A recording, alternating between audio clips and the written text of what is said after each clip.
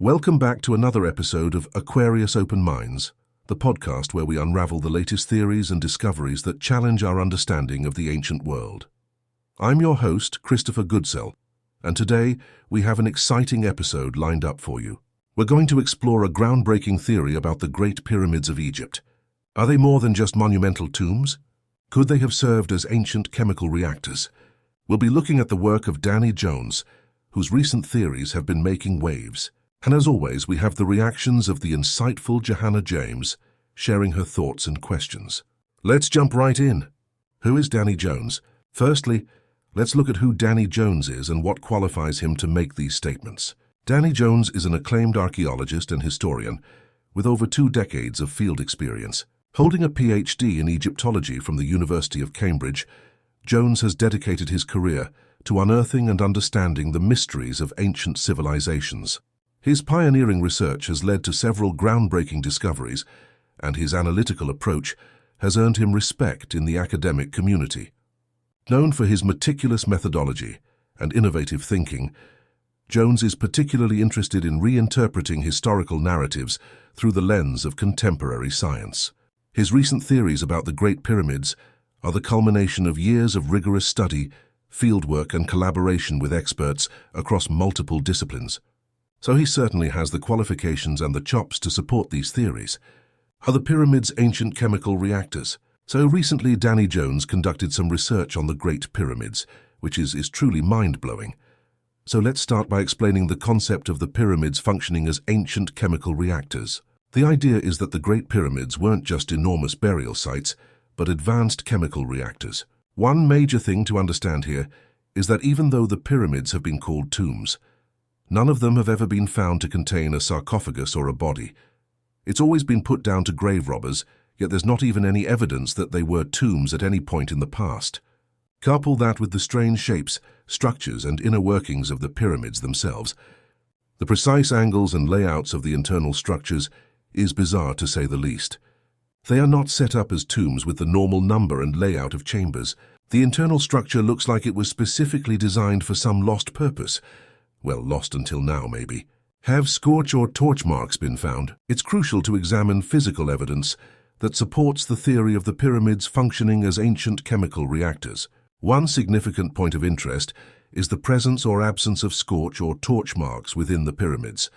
These marks would typically be indicative of construction activities involving fire or other high-heat processes. Interestingly, archaeologists have noted some unusual discolorations and remnants that could potentially be linked to chemical reactions or high temperatures, but these findings are still under rigorous investigation. The debate is ongoing, and more comprehensive studies are needed to definitively confirm or refute this aspect of the theory, but these stains do appear to be chemical in nature, as opposed to torch marks. Are there carvings or hieroglyphs supporting these theories? When it comes to historical evidence, carvings and hieroglyphs are invaluable. As for the pyramids, particularly their inner chambers, there is a surprising scarcity of the typical decorative hieroglyphs and carvings.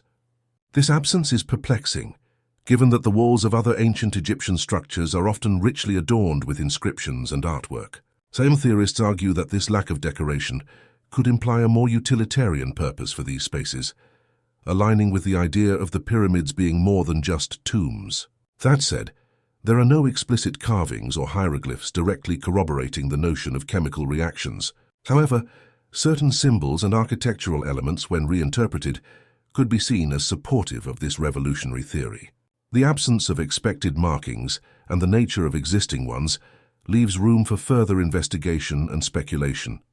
As research progresses, perhaps more clues will emerge that help to unravel this fascinating aspect of the pyramid's potential uses. Danny continues, "We found chemical stains and evidence of high-temperature reactions within the pyramid chambers, suggesting that the ancient Egyptians had a sophisticated understanding of chemistry and engineering." Johanna James rightly asked, what kind of evidence supports this theory? Danny says that one of the most compelling pieces of evidence is the discovery of chemical stains caused by high-temperature reactions. These stains indicate that the pyramids might have been used for processes such as producing ammonia, which is essential for agriculture. The pyramids contain sophisticated systems, Danny Jones says that we've uncovered a red quartzite collection bowl and an intricate conduit system within the pyramids. These systems point to a complex understanding of chemistry and physics.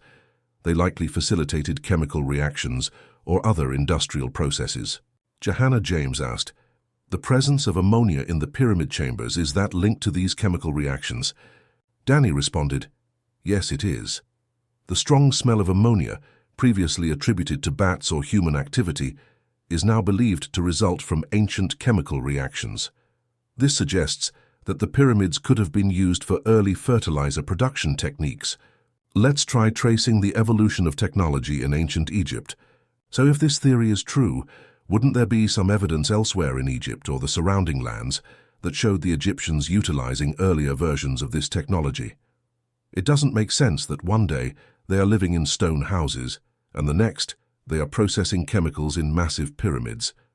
There has to be a supporting breadcrumb trail. The idea that ancient Egyptians suddenly leaped to such advanced chemical processes without any evolutionary steps is implausible. Historical technological advancements usually follow a gradual progression. Evidence of simpler, earlier versions of these technologies indeed exists, scattered throughout Egypt and its neighboring regions. For instance, various ancient sites have yielded artifacts related to early chemistry, such as primitive distillation apparatuses, rudimentary furnaces for metallurgy, and small-scale kilns. These findings suggest a burgeoning understanding of chemical and thermal processes, which eventually could have scaled up to the level represented by the pyramids. Moreover, ancient texts and records occasionally allude to sophisticated knowledge in metallurgy, medicine, and even cosmetics, further hinting at a widespread culture of experimental science.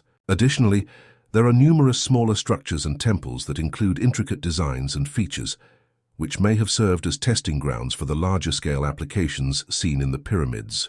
By coupling this scattered evidence with the monumental knowledge required to construct the pyramids, we connect dots, leading from humble beginnings to grand achievement. In all likelihood, a breadcrumb trail of smaller discoveries, innovations, and experimental projects provided the foundation for the monumental accomplishments embodied by the Great Pyramids. Thus, continuous research and archaeological exploration remain crucial for uncovering and piecing together these vital historical links. Interestingly, there's evidence of high-temperature reactions and metallic ore deposits. They found evidence of fluctuating pressure and temperature conditions within the pyramids, indicating that high-temperature reactions involving metal compounds took place. Additionally, the significant metallic ore deposits on the Giza Plateau suggest that the ancient Egyptians used these resources for advanced operations, possibly including large-scale manufacturing processes. This new theory suggests that the ancient Egyptians had a sophisticated grasp of chemical processes long before modern times, contributing to societal development through advanced engineering and agricultural practices. So let's take a look at the electromagnetic energy and Jeffrey Drum's theory. Jeffrey Drum's theory, presented on his Concrete podcast, suggests that the Great Pyramid can focus electromagnetic energy into its internal spaces. This could be a clue to its functionality as a reactor, potentially utilizing lightning strikes to produce vital chemicals like ammonia. The pyramid's proximity to the river and their ability to leverage natural resources, including electromagnetic energy, indicate a level of technological sophistication that was previously unrecognized. So let's explore the red quartzite bowl and conduit system. The red quartzite collection bowl at Abu Sair and the Pyramid of Nefer, along with the conduit system, likely facilitated crucial chemical reactions or other activities. These discoveries point to an advanced civilization adept in using natural resources for sophisticated chemical processes. These findings suggest that our ancestors had profound scientific knowledge and leveraged it to build and operate these incredible structures. So if they were this smart, what happened to all that knowledge? The fundamental question remains, if the ancient Egyptians possessed such advanced knowledge, why and how was it lost to the annals of history? The ebb and flow of civilizations often involve the rise and fall of knowledge. When societal structures collapse due to external invasions, internal strife, or natural disasters, the transmission of scientific and technological expertise can be severely disrupted. In the case of Egypt, Successive conquests by the Assyrians, Persians, Greeks, and Romans likely contributed to the obfuscation and eventual loss of this intricate knowledge. Over time, the continuous thread of intellectual tradition may have frayed or been severed altogether, resulting in a historical amnesia of these advanced practices. The preservation and propagation of knowledge require stable institutions such as libraries, universities, and scholarly communities, which may have been lacking during periods of turmoil. Moreover, the rise of new dominant powers with different cultural values and priorities could have further buried ancient scientific achievements. It is important to recognize that the rediscovery and evolution of technology are often non-linear. While the ancient world saw many groundbreaking innovations, many of these advancements were forgotten or fell out of use, only to be independently rediscovered millennia later. The periodic table, for example, was formalized in the 19th century, centuries after ancient civilizations might have utilized rudimentary understandings of chemistry in their technological applications. Had the knowledge persisted uninterrupted, it is conceivable that technological evolution might have progressed at a dazzling pace.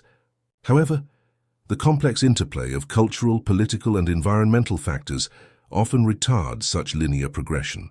The Egyptians, had they maintained and expanded upon their sophisticated systems, might indeed have reached astonishing heights of technological advancement. Continuous archaeological and historical research remains key to uncovering the lost chapters of this ancient engineering marvel and piecing together the true depth of their accomplishments. This is obviously an incredibly fascinating subject, and we're not going to reach any conclusions today. Personally, I hope that one day we do finally uncover the truth and reach an understanding of what happened in ancient Egypt.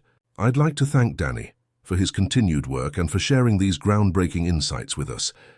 It's clear that the Great Pyramids are more than just architectural marvels. They embody advanced scientific knowledge that continues to astound us.